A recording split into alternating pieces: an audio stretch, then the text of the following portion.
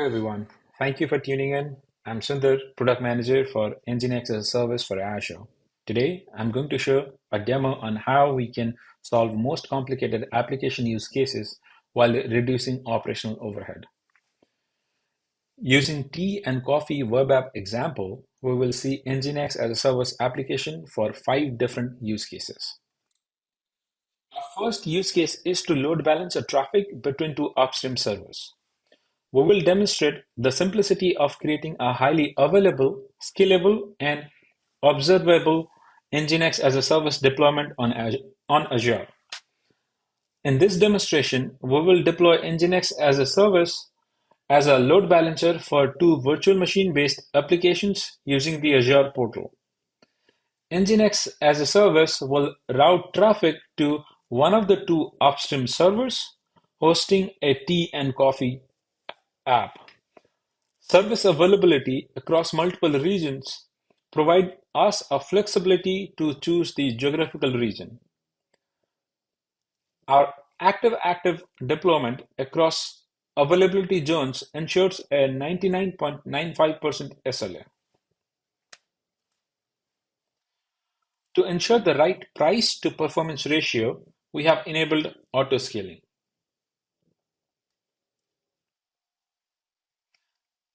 Our close partnership with Azure has simplified the deployment and scaling of NGINX, offering a seamless Azure native-like experience.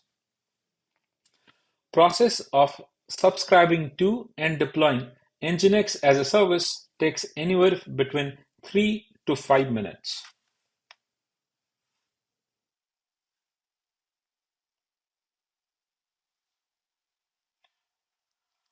With the deployment complete, let's verify if the deployment is successful.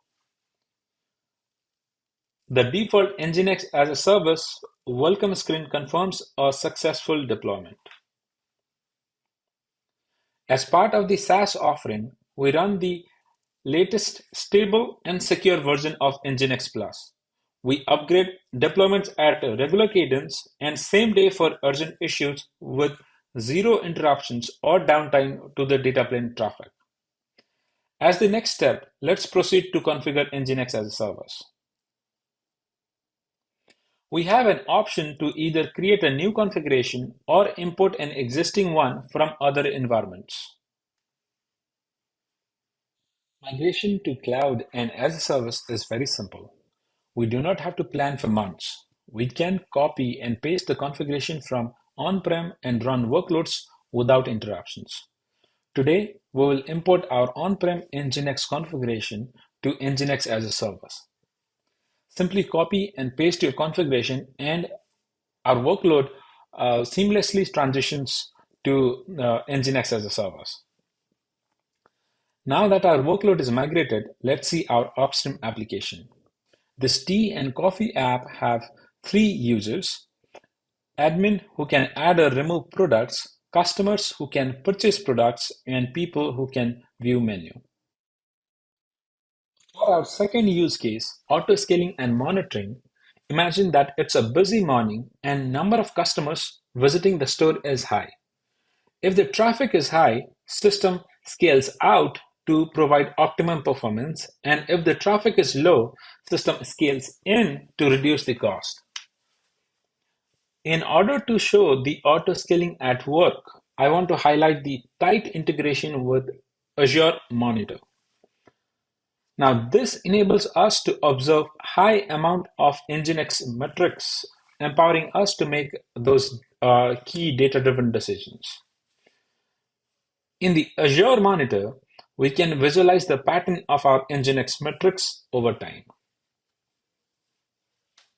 To demonstrate how the service reduces operational toil, I created high amount of traffic. Now seeing a very high amount of traffic, system auto scales if enabled to ensure right sizing.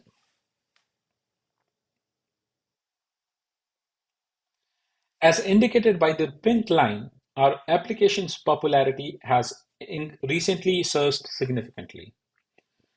System auto scales to higher or lower size within the limit we have set up to achieve the right price to performance ratio and also achieve that peace of mind.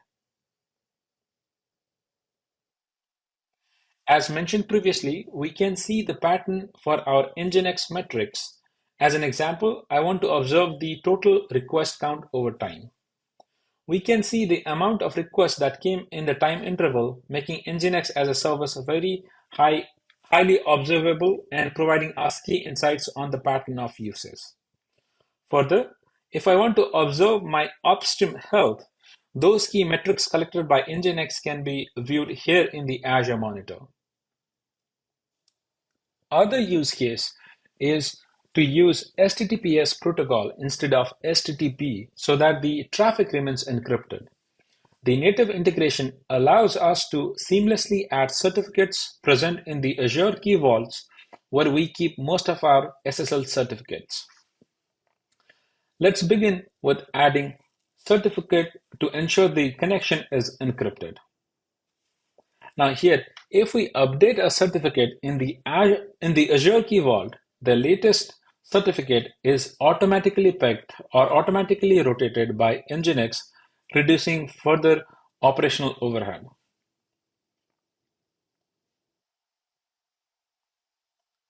To use the HTTP protocol, all we do is add SSL directives and reference our key and certificate paths in the NGINX configuration.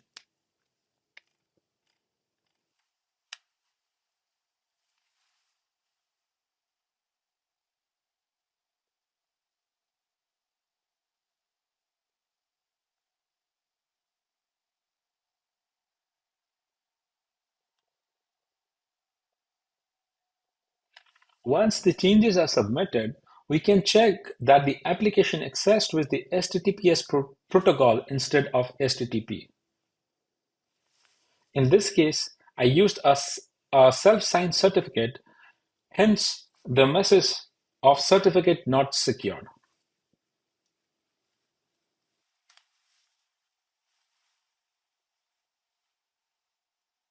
Our next use case is OIDC authentication.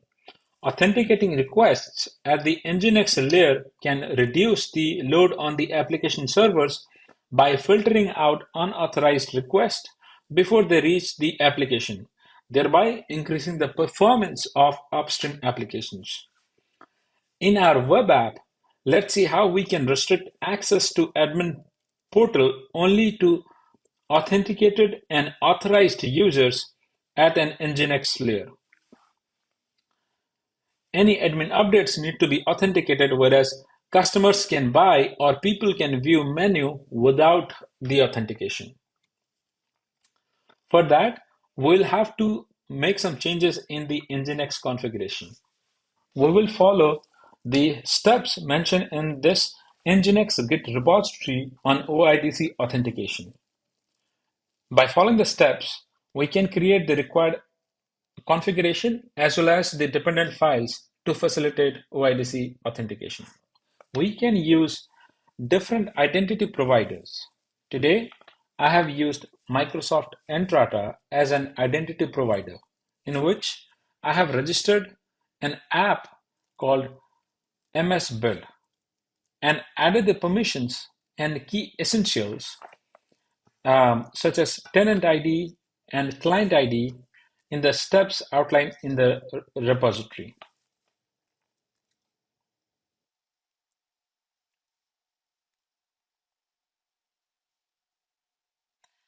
Using these key information and following the steps mentioned here in the repository, we can generate the NGINX configuration as well as the dependent files.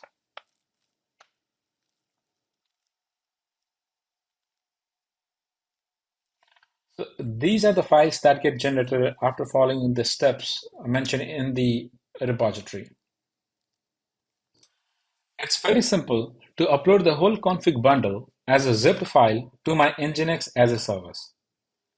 All I have to do is drag and drop the zipped file. All the files created in the previous steps gets uploaded in the NGINX deployment. As a reminder, we plan to authenticate or authorize only admin through their Microsoft SSO and enable others to use application without requiring any authentication. In this case, I will make the authentication in the admin location block, and all other blocks are accessible without requiring authentication. For that, I'm making sure that the root location block doesn't require authentication.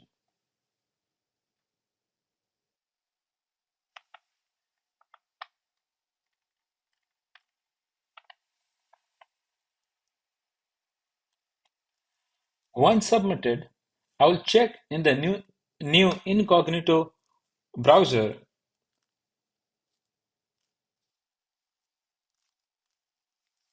Here, the customer and public can access without authentication as desired. For example, customers can purchase and view. Admin, however, have to authenticate over the IDP, which in this case is Microsoft Entrata.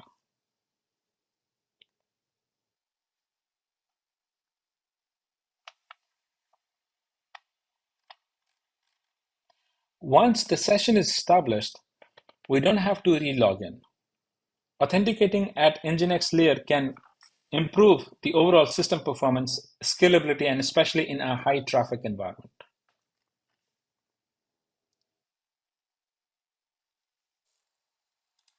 Our last use case is A/B testing. Using NGINX as a service, we can split our traffic across different upstream server groups.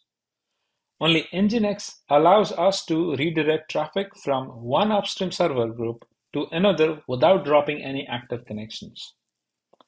Let's consider in our example of tea and coffee app, we want to migrate from an old legacy system to a modern new system offering breakfast.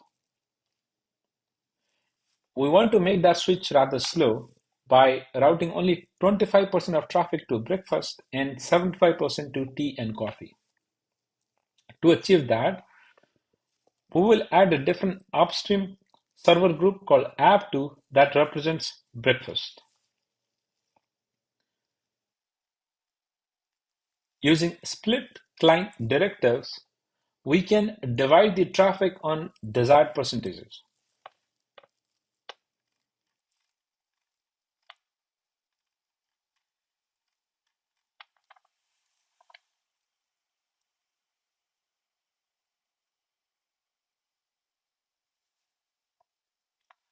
After setting the client IP as a request ID and changing the proxy path to upstream as a dynamic variable, we should see 75% of traffic route to tea and coffee and 25% traffic to breakfast.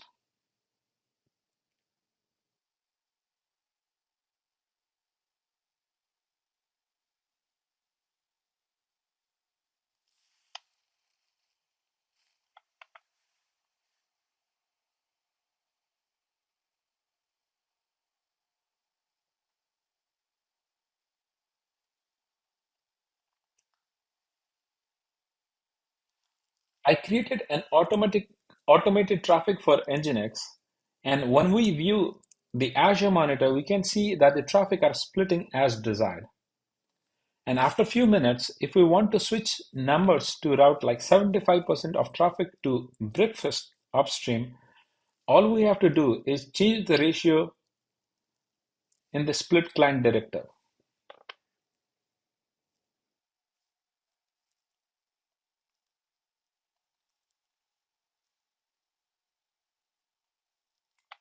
Here, after changes, some more traffic, we can see that the ratio has now reversed and app2 or breakfast is getting more traffic than tea and coffee.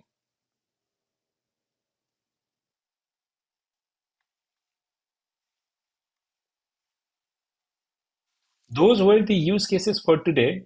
If you are attending Microsoft Build event in person and want to learn more, then register for NGINX events. Or you can also come and see us on our booth. We plan to present few additional use cases during the build event. Alternatively, you can also deploy NGINX as a service from the Azure Marketplace to learn more about the product and the offering. Thank you again for tuning in.